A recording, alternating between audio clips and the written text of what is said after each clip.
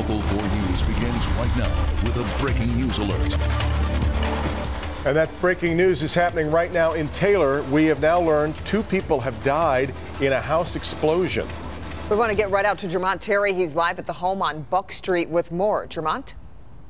Kimberly, something exploded at this house, but exactly what that is, fire investigators are trying to pinpoint. You take a look over my shoulder, you can see that family members and fire investigators are gathering. Neighbors tell me the fire moved quickly, trapping that mother and daughter inside. It was a noise that first caught neighbors' attention. So we were just cleaning out our car. All of a sudden we heard a big boom.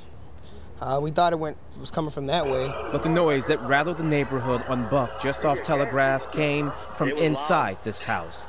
It wasn't until neighbors saw smoke and fire coming from the side of the house that they connected to. They quickly jumped into action by rushing to the front door. When I opened it up, this big cloud came in my face, so I closed it real quick.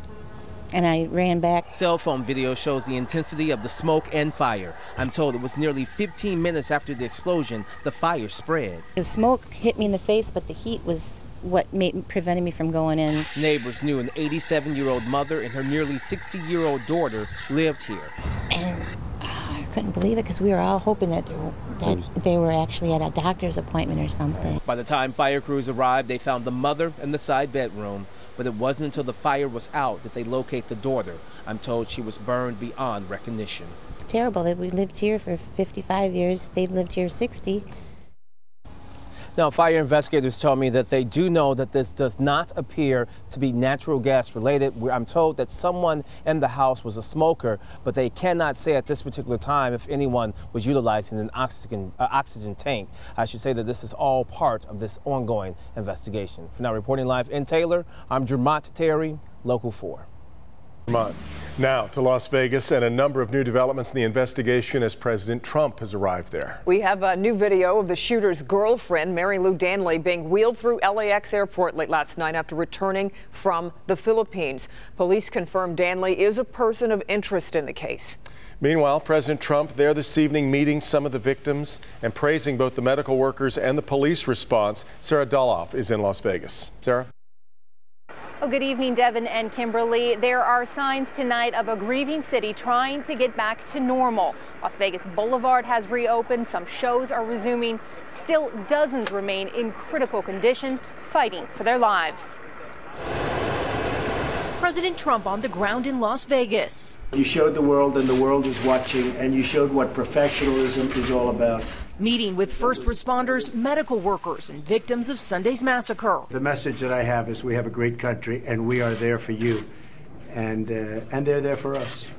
Overnight, a key figure in uncovering the gunman's motive returned to the U.S. Stephen Paddock's girlfriend, Mary Lou Danley, who police call a person of interest, had been in the Philippines since before the shooting.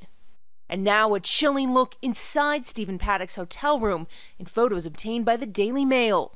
Guns in chairs, spent ammo littering the floor. Authorities say they are investigating how the images were leaked to several news outlets. This as they released officer body camera video. Hey, they're shooting right at us, guys. Everybody stay down. A 3-minute sampling of the chaos as officers helped concert goers to safety. Go, go, go. That way, that way, that way, that way. And a hail of bullets rained down, killing 58. The death toll recently revised by the coroner. Among them, a 28-year-old Navy veteran who served in Afghanistan and was in Las Vegas with his mother.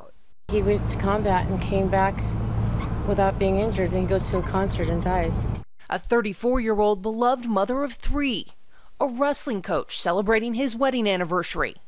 Kristen Babbitt was shot in the back but survived. I want to thank the people who risked their lives to stick around or run toward it, because I don't know if I'd be here today if I didn't have the help.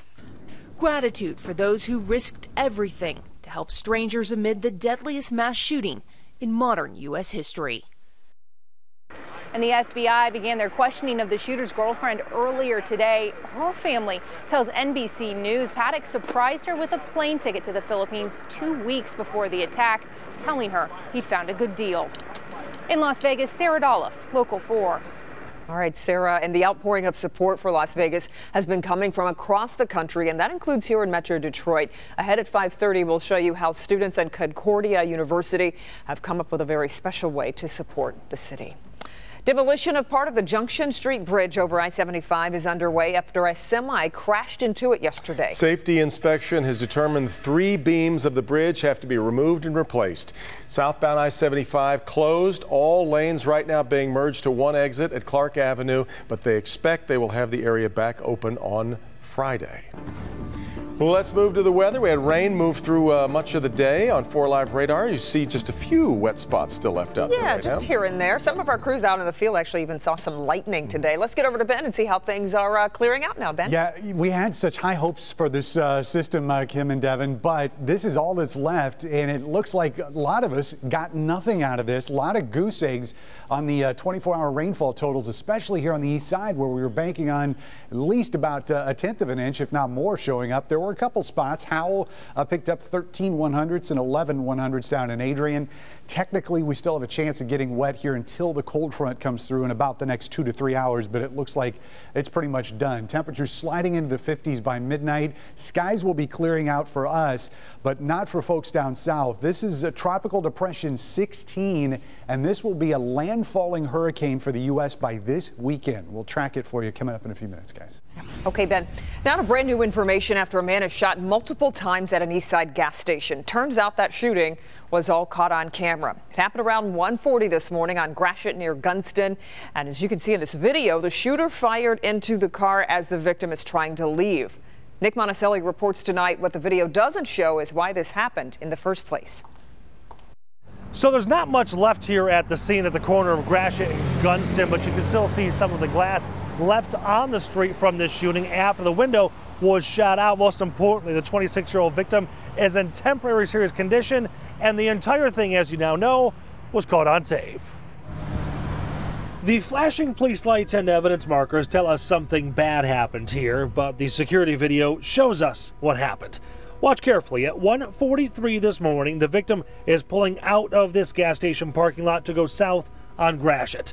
He is in that Dodge Charger, then out of nowhere, a man shows up and starts firing into the car. The cameras are motion activated, and this is pretty far from the camera, so it doesn't pick up until the moment the shooting begins. But you can clearly see what's happening. Then the shooter takes off running, and the victim drives a little further, eventually crashing here at a different gas station, a Marathon gas station not far down the road. The victim was shot several times in the face, forehead, and ear. But what caused all of this? The security video makes it even more puzzling. The victim shows up, parks his car, walks inside, he buys a bag of chips, then he heads back out, gets in his car, and tries to leave before getting shot. No confrontation, no argument, nothing that we can see on camera anyways. But that's what detectives are for, and hopefully they'll be able to figure out what led to this, and just as important, who this shooter is. Again, that 26-year-old victim is in temporary serious condition. He is expected to be okay. And if you were in this area at about 1:45, Gratiot and Gunston, and happened to see what was going on, please call Crime Stoppers. That number is 1-800-SPEAK-UP. On Detroit's east side, Nick Monticelli, Local 4. Okay, Nick, and it's worth noting the shooting happened directly across the street from Detroit's 9th Precinct. Now to a Local 4 update. All 6 defendants involved in that massive brawl in Greektown back in April pleaded guilty today in court. All 6 pleading guilty to a lesser charge of assault with intent to do great bodily harm after initially being charged with assault with intent to murder. So sentencing for the 6 set for later this month. There are new reports out tonight that Russia tried to influence voters here in Michigan during the 2016 election. Those reports say Russian-linked accounts bought sponsored Facebook posts specifically targeting Michiganders. We bring in Rod Maloney live with us now. And Rod, everybody knew that Michigan was going to be a very close race, and the ad buyers seem to know that too. And it certainly was, Devin. 11,000 votes was the margin of victory for Donald Trump in the state of Michigan. Over in Wisconsin, it was just double that, about 20,000 votes. But the question is, did the Russians influence the election, particularly here? Well, it turns out if you spent time on Facebook, there's a distinct possibility that you saw ads that were purchased by the Russians, and they used information about you to target ads specifically for you. I, Donald John Trump. The investigation started 3 days after the Trump inauguration. Republican Senate Intelligence Committee Chair Richard Burr of North Carolina today left no doubt. The Russian intelligence service is determined, clever. The investigation confirms it targeted 21 states. Michigan and Wisconsin were 2. They were swing states. Attorney Keith Altman of 1-800 Law Firm tries cases in the social media realm and calls the Russian action outrageous. So they knew who to target, and they went after people who were likely to vote for Clinton and try to switch them over to Trump, and there's just no doubt. He believes Facebook in particular needs to act more responsibly and do a better job of knowing who it is selling its valuable user preference information to. Local media consultant Don Tanner calls this stuff James Bond spycraft stuff. And it shows that how much that social media is still a bit of the wild west out there in terms of rules and regulations and oversight. Which all leads Democratic Senate Intelligence Vice Chair Mark Warner to push Facebook and others like it to making sure that if you see an ad that appears on a social media site, that Americans can know whether the source of that ad was generated by foreign entities. Now the question becomes, can they get legislation to force that? That's something we'll certainly have to watch for. And in the meantime, there's the difference between influence and also collusion. So was there collusion? That's the next question. Today they said the investigation continues and they don't have a definitive answer. Reporting live downtown, Rod Maloney, Local 4. Fascinating. All right, Rod. Warren police have come up with a brand new way to try to stop drug dealers. New here at 5, we'll show you how they're giving residents 500 reasons to speak up if they see something suspicious. Blaine? Was Secretary of State Rex Tillerson on the verge of quitting? I'm Blaine Alexander in Washington with more on an exclusive report from NBC News and how Secretary Tillerson is pushing back. But first, a bank robber caught clear as day on security camera, but it's what didn't happen in this case that makes it different. We'll explain that next at 5. New at 6. A local mother is thrown in jail for 7 days for not getting her child vaccinated, though the judge says this is a contempt of court case, not a vaccination case. All right, Paula, also a teen waiting for a bus in Ann Arbor gets into an argument with a police officer, and then this happens. New at 6, we'll take you to the protest over that rough arrest, and we'll hear from the boy's mother. Right now, Detroit police are looking for this man who robbed a bank on Woodward. This is video from back on September 18th at the Chase Bank in the Boston Edison district. Take a good look here. The suspect said he was armed and demanded money, but he left the scene without getting any money. If you have any information or can identify him, call Detroit police. Was the Secretary of State on the verge of quitting? Today, Secretary of State Rex Tillerson responded to an exclusive report by NBC News that reported he was ready to step down, adding to the list of high-profile departures in the young Trump administration. Blaine Alexander has more on why the Secretary is denying that report and explains why NBC News is standing by its story. Blaine. Well, Devin, Secretary Tillerson held a rare news conference today to push back on that exclusive report from NBC News. He said the president did not ask him to make a public statement. Tillerson wanted to make it clear that he's happy with his job. Secretary of State Rex Tillerson, who rarely speaks to the media, forcefully denying that he was so frustrated with President Trump that he considered quitting. There's never been a consideration in my mind to leave. I serve at the appointment of the president, and I'm here for as long as the president feels I can be useful to achieving his objectives. Tillerson trying to shoot down an exclusive NBC News report that the vice president talked him out of resigning, but he did not deny that he threatened to, nor did he deny that he called the president a moron. I'm not going to deal with petty stuff like that. Tillerson spokeswoman later saying what he did not. The secretary did not use that type of language to speak about the president of the United States. President Trump declaring the story fake news. It was made up by NBC. They just made it up. The president today in Las Vegas offering comfort after Sunday's mass shooting. The only message I can say is that we're with you 100%. But on gun control, President Trump not saying much, while outside the Capitol, calls from Democrats growing louder. How many more must die And inside, renewed warnings from the Senate Intelligence Committee, whose leaders say the Russian election meddling did not end in 2016. I recommend that every campaign and every election official take this very seriously. And the investigation has yet to answer the question of collusion, the question still hanging over the Trump administration. And that question could remain unanswered for some time. The committee still has more than 24 interviews lined up this month alone. At the White House, Blaine Alexander, Local 4.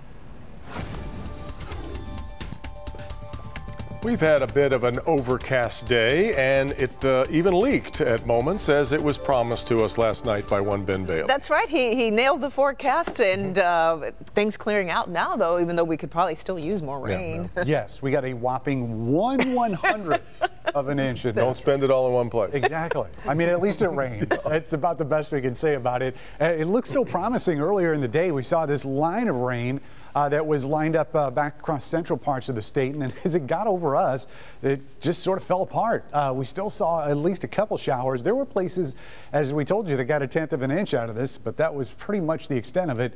And now that most of that moisture is past us, we're turning our attention to Friday and again Saturday to see chances of rain roll in here. The cold front has yet to cross through, but there's not much of a wind shift along that front, so we're still seeing generally west winds across most of the state.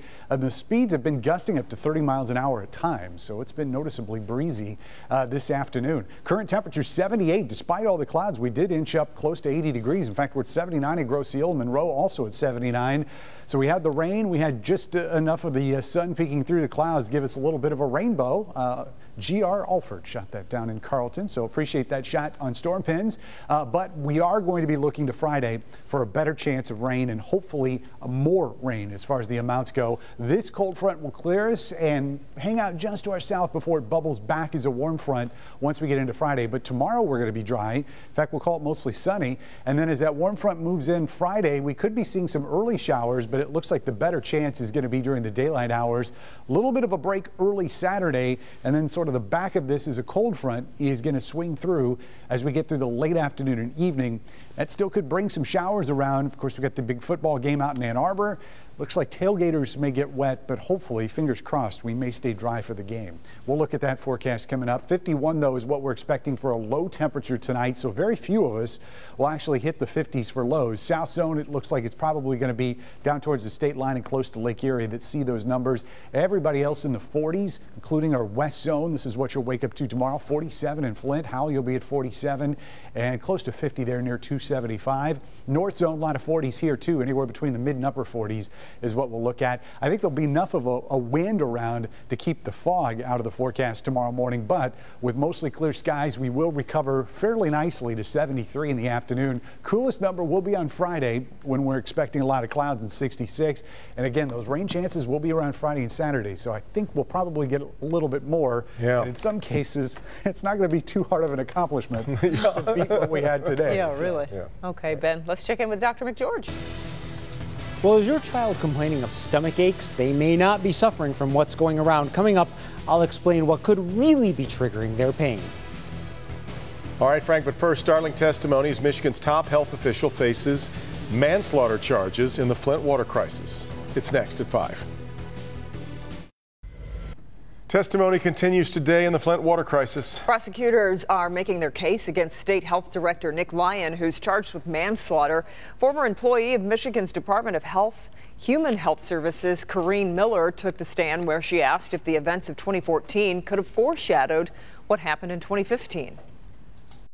If the hypothesis that the water was the source or the cause, then it would be reasonable to think that something could happen, that more people could be infected. Nick Lyon is accused of involuntary manslaughter in the death of an 85-year-old man after allegedly failing to warn the public about an outbreak of Legionnaire's disease linked to dangerous levels of lead in the water. Across Michigan tonight, stories from Harrison and Wexford County. Let's start with a mystery, though, unfolding up in Traverse City. That's where police have released the name of the woman who was found inside a van that was pulled from the Boardman River. 22-year-old Morgan Elmer was found by a fisherman yesterday morning as he was on his way in from a trip. It was submerged in about 15 feet of water, about 100 feet away from the boat launch. The investigation continues as to how that van got there and how long it was under. Now to a bizarre story out of Harrison, where a couple has been charged with attempted murder in a wild case. Earlier this year, police say Christy Austin and Brett Ostrander beat a 22-year-old man while digging for buried money in a cemetery. They were arraigned Monday on charges of assault with intent to murder and felonious assault. Both face life in prison. In Wexford County, a man faces 3 charges for secretly taking pictures of another man in a bathroom stall.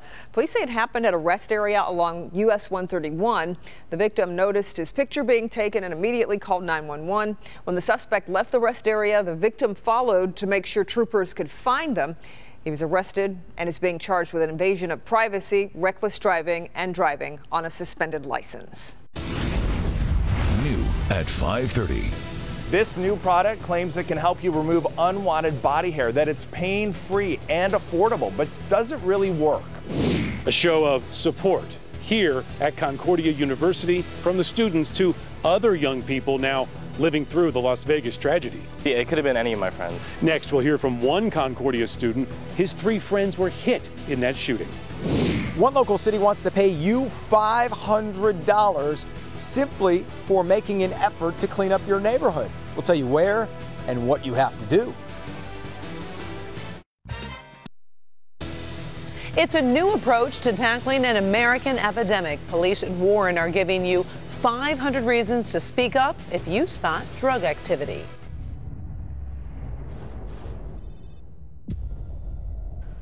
Warren residents who tell police information leading to an arrest of a drug dealer will get $500. Police rolled out the new plan today in hopes of stemming the spike of opioid abuse in the city. Jason Colthorpe following this story. Is it a big incentive? Is it incentive enough, I guess, to speak up, Jason? Good question, Devin, and it's a big incentive because it is a big problem, especially in Warren. I mean, 2 years ago, they hit 32 overdose deaths, which was a 400% jump. They hit that number 32 this year in August, so they wanted to do something about this. But as you say, will it be enough? Some people think $500 is not enough. For years, we've been fighting the war on drugs. And quite frankly, we're not winning the war. Warren Police Commissioner Bill Dwyer has been fighting drugs since his days of heading up Detroit Narcotics in the 70s. 40 years later, the lack of progress is disappointing. I think we need new strategies to do something about the drug problem in this country. And PAID is one. It would pay people $500 for information on drug dealers, drug houses, and drug activity. As long as we have the demand for drugs, we're going to have suppliers. But this new initiative, I think, is unique because what we're doing here in Warren is we're going to make the neighborhood safer. And people in neighborhoods like this think that part of the program is a great idea. They're just a little bit skeptical about being able to call a phone number and stay anonymous. They're worried it won't be enough to overcome the old snitch mentality. No one likes a snitch. People just don't want to rat people up because they're afraid of retaliation. I mean, it's happened in this neighborhood where people toll on people and they come back after them one way or another. But I don't think anybody's going to want to turn in all their neighbors. The old saying is there's no honor among thieves. But the mayor sees a different mentality. People that are involved in a business like this, I think some people will be willing to let us know who the culprit is in order to get $500 of cash. And keep in mind, $500 cash just for police to be able to get a warrant to be able to take care of that raid. So it's not like you have to wait and get a conviction. They say this will be anonymous if you call the phone number, which is 586-574-GUTS. We'll include that with the story at clickondetroit.com as well. You call that number, you can remain anonymous and hopefully collect that $500. We're in Warren tonight. Jason Colthorpe, Local 4. Jason, I guess conceivably it could get expensive for the city. How are they going to pay for this?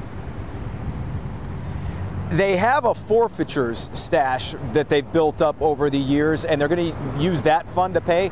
And yeah, Warren is the third biggest city, so I mean, these tips could get, you know, that's going to add up quickly, but they don't think they're going to run out of money simply because it's a pretty big fund, and they don't have that many drug houses in Warren. Devin. All right, Jason. Karen? Amid the heartbreak in Las Vegas, people from across the country are reaching out to help. And that includes more than 100 students at Concordia College in Ann Arbor. And that's where one student with a special connection to the city organized something pretty cool. Sean Lay is live tonight to show us how they did it. Sean. The shooting out in Las Vegas impacting so many young lives here at Concordia University. It could have been any of my friends. Danielle Bream is a sophomore at Concordia University in Ann Arbor, but he's from Las Vegas. His high school, Faith Lutheran, had 2 students shot in the rampage. Twin sisters Gianna and Natalia Baca, both surviving the attack. Most of my friends were already posting stuff on social media, so I was like, okay, they must be okay. And then they were talking about the Baca twins, which were 2 cheerleaders from my high school. Everyone was running and hiding underneath tables, and people were jumping on each other. One of them got hit in the leg and she's recovering fine, and then the other, I think she's still, she got hit twice in the back through the scapula and punctured her lung. Concordia's football coach also once coached the Faith Lutheran team in Las Vegas. One of his former players also getting hit. I had a student that graduated in 2011 that got shot twice, once in the shoulder and then once that missed his spine by less than a ½ inch and went into his liver. So many ties to this tragedy. That's why Concordia is making a video today to send to Faith Lutheran students. We just want to be in spirit and in prayer, because it's unreal and it's hit so close to home. They're not in it alone. We are in it with them. Such a shocking and stressful week for people in Las Vegas, and Concordia students here just simply wanted other students there to know that they are with them, they are thinking about them. In Ann Arbor, Sean Lay, Local 4. All right, thank you, Sean. All of those students, the Concordia students mentioned, should recover. Daniel says the first thing he did when he heard the news was call his sister, who works on the Strip, and she was fine. Over here with Ben now. In the tropical storm world, you start with a number and then you get named. And I guess that's where we are right now with watching what could be a pretty big problem. Yeah, hard to believe. We're on to 16. That's how active this season has been. Tropical Depression 16 is what we're talking about.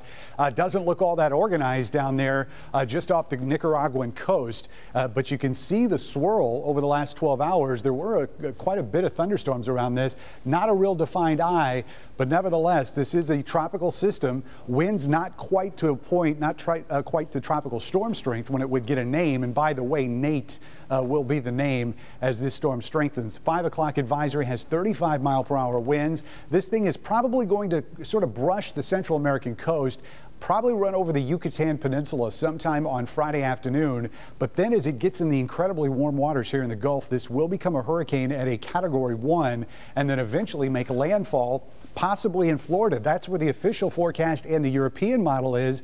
But the American model has this thing a lot closer to New Orleans, and it's not the only one. When you look at the conglomeration of models, they all pull it to the west. So there is quite a bit of uncertainty as to where the storm is going, but it looks pretty certain it's going to be a hurricane and have some effect on the U.S. this weekend, guys. Well, according to the region's leader, Catalonia will declare independence from Spain within days. After a vote this weekend in the election for independence, people took to the streets with mass demonstrations and strikes that turned violent as police fired rubber bullets into the crowd. Nearly 900 people were injured in the clash. The Spanish king made a televised speech yesterday accusing the secessionists of fracturing Spanish society. 90% voted for secession from Spain. In good health, is your child complaining of stomach aches? They may not be suffering from what's going around. Our Dr. Frank McGeorge is here to explain what could really be triggering that pain. They do complain about this a lot. Oh, no doubt about it, Karen and Devin. In fact, you know, as adults, we tend to forget that school can be stressful. In some kids, that anxiety can build up and result in physical pain. In fact, it is one of the most common reasons that students miss school. So we talked to an expert about how to spot the telltale signs.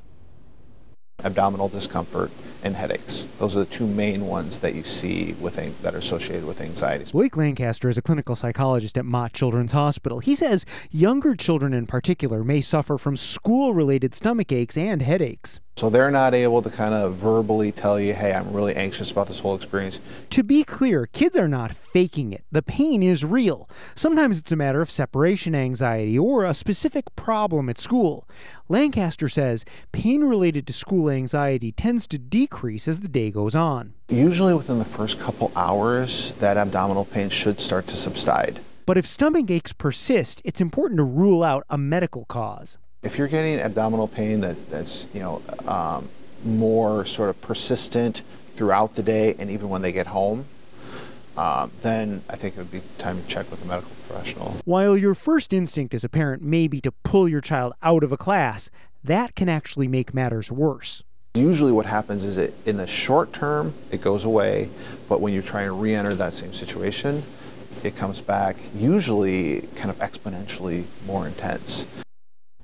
Now, Lancaster says a better option is to have your child go to the office for 5 to 10 minutes, then see if they can get back in the classroom. Now, there are techniques that children can learn to deal with anxiety, and if the problem is persistent, it's really important to talk to your pediatrician and a counselor to get support and really address the core issue there. And even though we're in the first month of school, it still is stressful because they're learning the systems, they're learning what to take home. Exactly, and probably more stressful right now than even later on once they've gotten used to things. Yeah. Thank you, Don. A $27 million renovation coming to the Detroit area. The city announced this morning that the now vacant Stone Soap building along Detroit's East Riverfront will be redeveloped by Detroit-based developer Banyan Investments. The project will have 63 residential units ranging from rental apartments to 3-bedroom condominiums. There will also be retail space added to the area. Looks pretty wild. Looks slick. Yeah. It's the newest place in Metro Detroit to adopt a pet. New here at 5:30, where it is and what makes it so different from the rest. Hank. This new product filled with these little beads that you melt down claims it can help you remove unwanted body hair in a pain-free way. And it's affordable, but does it really work? We're putting it to the ultimate test in my Help Me Hank report. October, it's Breast Cancer Awareness Month, but before you make a donation online, beware because not all charitable organizations are created equally. Tomorrow, starting at 6 a.m. He's the Chip. New at 6. How in the world could a beautiful new state-of-the-art skate park lead to a sitting mayor to call a guy an? Well, I have a hint. 2 words: social media. Google, Facebook, Twitter sent high-priced legal talent here to Detroit today. The reality is ISIS and other nefarious organizations use their sites to conduct operations. They're fighting a case about terrorism and their platforms. What is this all about?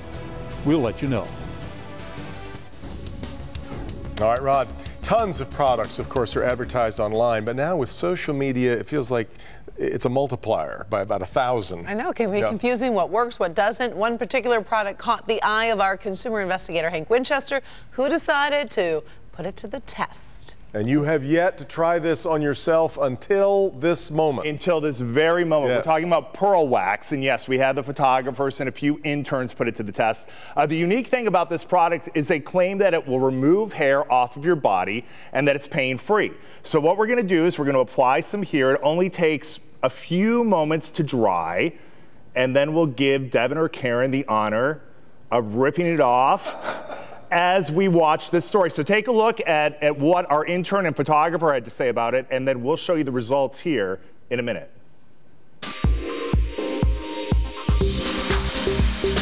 If you're on social media, you've likely seen these videos. Pearl Wax beads promise to be painless, cheaper, and better than regular wax at getting rid of unwanted hair. But does the product really work?